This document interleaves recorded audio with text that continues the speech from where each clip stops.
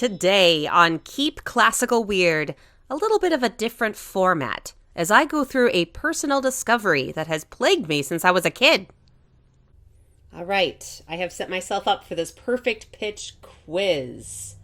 I have set it up to test me on all 12 chromatic notes, and it's totally random. Volume's up. Let's see how this goes.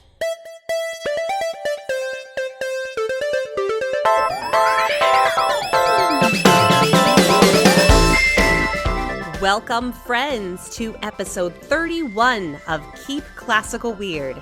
I am your host, Casey Bozell, and today we explore a teeny bit about the phenomenon of perfect pitch.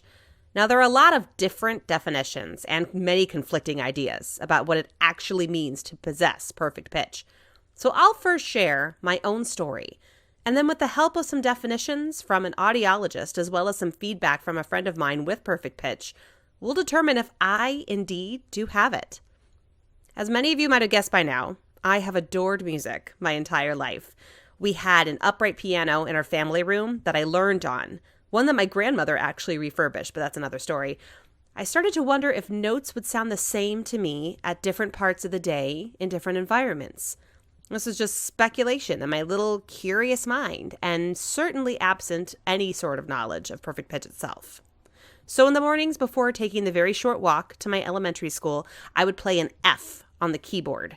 I'm pretty sure I chose that key because the ivory looked a little different on our keyboard and it made it easy for me to find. I played the F. I hummed it to myself and tried to hang on to that note in my head as I walked. As soon as I was able to get access to a piano at the school, I'd hum the note that I had in my head and see how close I was. I practiced this for a while until I could pretty reliably hum an F out of thin air. And from there, with knowledge of half steps and whole steps, I built myself an entire scale. From here, I would try to test myself constantly. I would think about what key songs were in. I would break out my violin and play along to CDs. Well, mostly cassette tapes, who am I kidding? And while my identification got better and better, and even today I still feel fairly confident in it, it always felt like a fragile skill that I could lose at any moment. It feels like it's kept in the opposite part of the brain from those sort of innate riding a bike skills. It's more like a language stored in the use it or lose it department.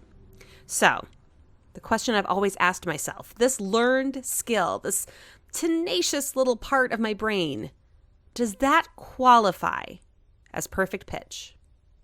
My name is Mont Hubbard. I play the piano. I'm a theater artist, a composer, an accompanist. This is my friend and colleague Mont, and he identifies as having perfect pitch.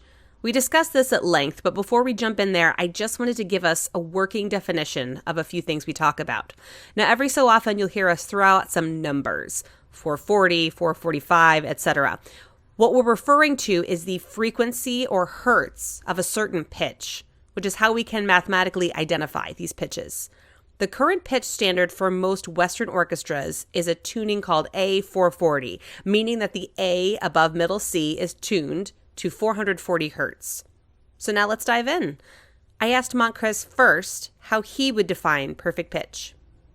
I think that I define it a little more loosely than some, and maybe that's because I think my perfect pitch is maybe not as specific as some other people's, but how I would define it is that someone with perfect pitch can recognize the frequencies they're hearing and can name them.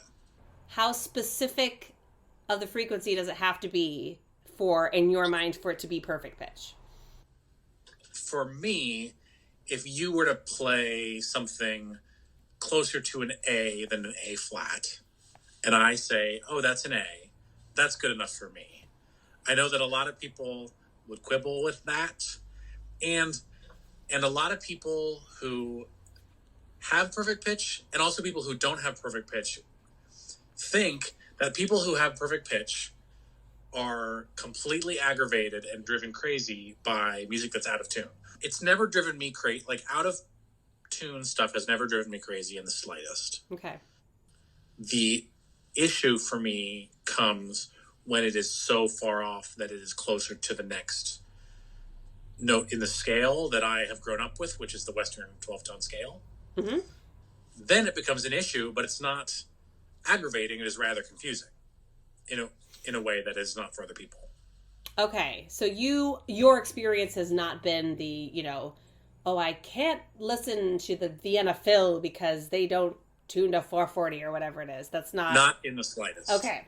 And so when I hear an A, when I hear, I'm not hearing something and thinking, oh, that's 440. And I have never spent enough time with other people who have perfect pitch to compare notes that detailed, that granularly. Mm-hmm.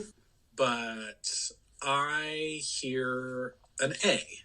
If it's 445, I might hear an A and think, oh, that's a little sharp for that A, But I can't tell you, oh, that's 5 cents off. Mm-hmm. So when it gets, halfway to the A sharp, it gets a little funkier, gets very confusing. And then you keep going sharp and you get to the A sharp and we're back to not being confusing. That's clearly an A sharp.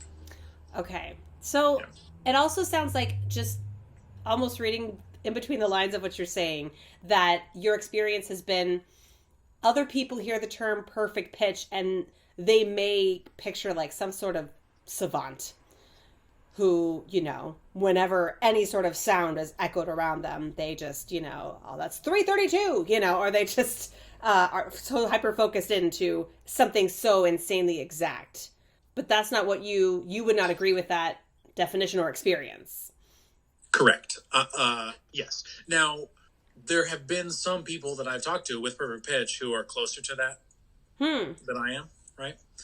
And sometimes I hesitate to say that I have perfect pitch because the word perfect is that's the end. Like, you can't get further than perfect, like, right? And obviously mine could be perfecter. Right.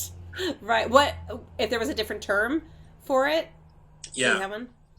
Well, I mean, people say absolute pitch, don't they? Mm-hmm. Which I think that you use it to mean the same thing as perfect pitch. Since this discussion beautifully pairs art and science together, I also asked my good friend Leslie Grush for some working definitions. Leslie is an audiologist, but has a strong background in music, and I know this because she and I got our Bachelors of Violin Performance together. She was the classmate known to have perfect pitch. After asking her to define perfect pitch, she wrote the following. Researchers refer to it as absolute pitch. They would define it as the ability to identify or produce the pitch of musical tones without an external reference. There are probably different levels of absolute pitch. There's a spectrum of how accurate people are at these tasks. Yeah, I mean, that makes sense to me. Absolute, meaning that you sort of, where the pitch is tethered to in real life. Mm-hmm. If that makes sense. Mm-hmm. I mean, I have an analogy that I use all the time for myself and then occasionally to describe it to other people, which is I compare it to color. Okay. And I think this analogy works really well in some ways, and then it completely is not appropriate in some other ways that are actually also very instructive. Okay. So, obviously or not obviously, color is also a frequency. Mm-hmm. Mm-hmm. And, humans can hear a certain range of frequencies, and we can see a certain range of frequencies. Right. And we know the names of the visible frequencies we can see. Right? Right. Now, it doesn't work exactly the same because, obviously, for sound, for pitch, we have this weird phenomenon where a doubling of the frequency creates this octave. And so we call it the same thing because it sounds the same. Mm-hmm.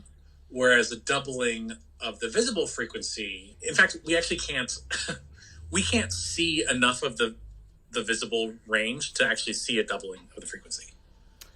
Right, because our spectrum is a certain amount. Like, what, there's like other creatures in the animal kingdom that have quite a wider range of a spectrum, right? A wider range and also a more nuanced range. If we were comparing the visible range to the audible range, we're really talking, we can see less than an octave.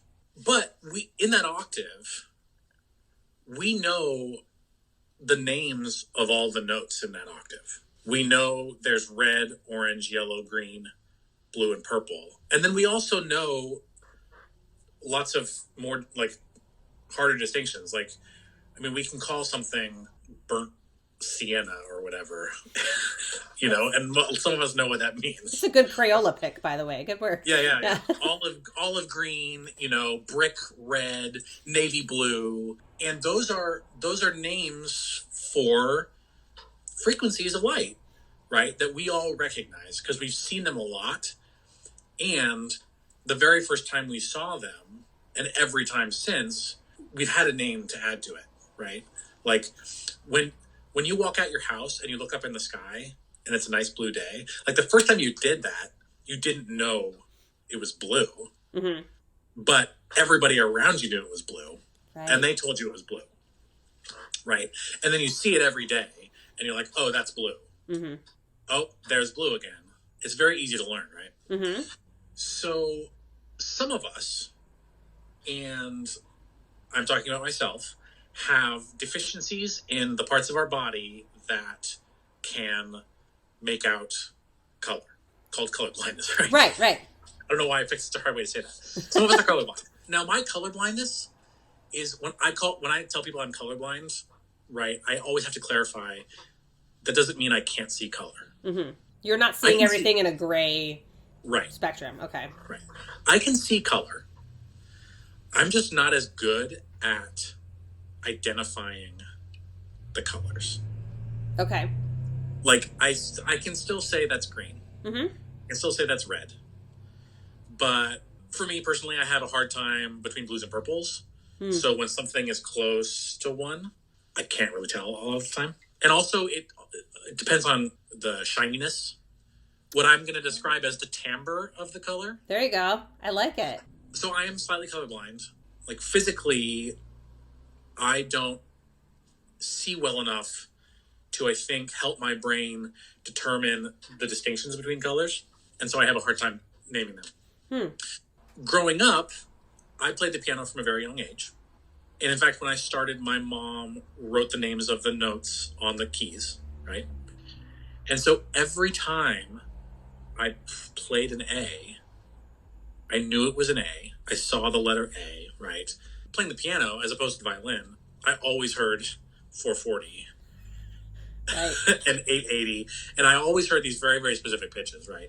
Whereas it might have been trickier for me if I had heard, if someday my A was 440, someday my A was 442, someday my A was 438, whatever. Right. It's just how I live every day. Yeah. Yes.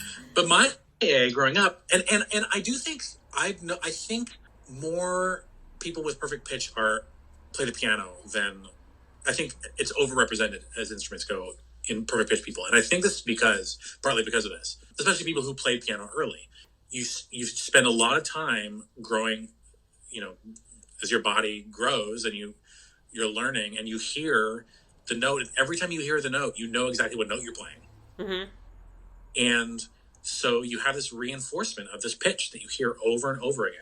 And probably I am physically gifted in the same way that I am not physically gifted when it comes to my eyes. Like, probably my ears are better than the average person, right? And that has helped me. But I do, a lot of people always wonder if perfect pitch can be learned.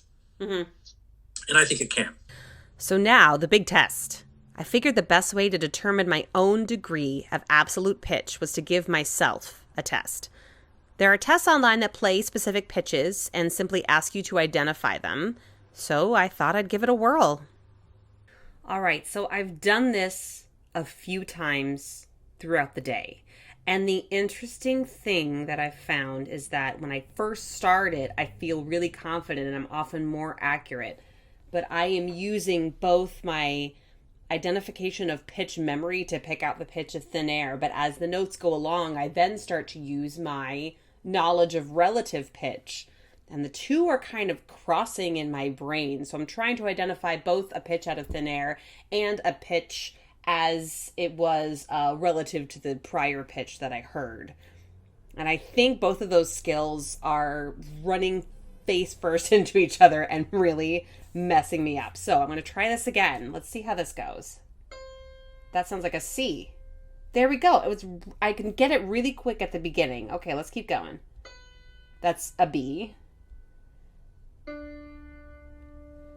D. Yes. A B again. A B again. That's kind of unfair, isn't it? I think that's an E flat. Okay. Good. I think that's a D.